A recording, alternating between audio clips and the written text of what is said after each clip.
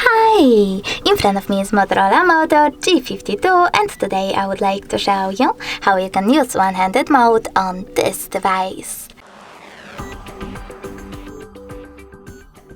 Start by opening settings and scrolling down.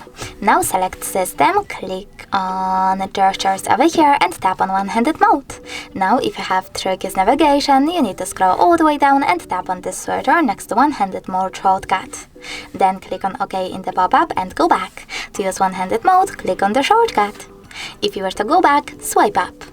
If you are using gestures navigation though, you need to go into the same settings, but I need to set up mine first.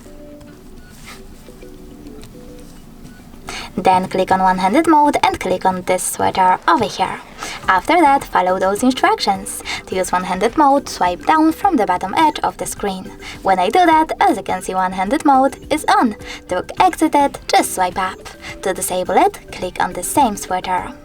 Thanks so much for watching. If you enjoyed this video, leave a like, comment and definitely subscribe. Bye!